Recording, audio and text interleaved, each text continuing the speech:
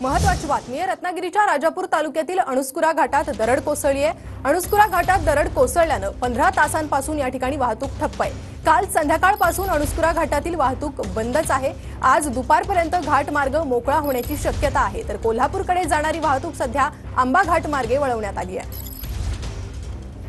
अधिक अपडेट आपण घेणार आहोत आपले प्रतिनिधी मनोज लेले यांच्याकडून। मनोज, सध्या काय परिस्थिती? नक्कीच 15 तास उलटून गेलेले आहेत। अजूनही अणुस्कुरा घाट या ठिकाणी वाहतुकीसाठी खुला झालेला नाहीये। तुम्ही बघू शकता की आपण याच अणुस्कुरा घाटाच्या टेबल पॉइंटवरती आहोत। याच उंच भागावरून या ठिकाणी ही भला मोठा जो दगड आहे काही टनाचा, हा या ठिकाणून वरतून खाली आलेला आहे रस्त्यावरती, आणि याच दगडामुळे सध्या हा महामार्ग जो आहे किंवा जो घाट रस्ता आहे तो या ठिकाणी बंद झालेला पाहायला मिळतोय। 19 फूट लांबीचा आणि जवळपास काही टन वजनाचा हा दगड या ठिकाणी आहे, आणि हाच दगड सध्या वाहतुकीसाठी अडचण ठरताना पाहायला मिळतो आहे। या ठिकाणी हा जो भला मोठा दगड आहे तो ब्लास्टिंग करून या ठिकाणी बाजूला केला जाणार आहे।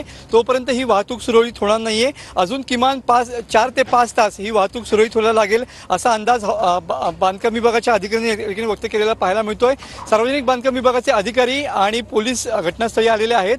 वेगवेगळ्या माध्यमातून जे छोटी मोठी दरड आहे ती बाजूला करण्याचा प्रयत्न केला जातो आहे, मात्र जो भला मोठा दगड आहे तो या ठिकाणी बाजूला करण्यासाठीचा अडसर या ठिकाणी येताना पाहायला मिळतोय, आणि अजून जवळपास 4 ते 5 तास लागतील असा अंदाज या ठिकाणी व्यक्त केला जातोय। नक्कीच मनोज, धन्यवाद या सविस्तर माहिती संदर्भात। तर अणुस्कुरा घाटात दरड कोसळल्याने वाहतूक विस्कळीत झाली आहे।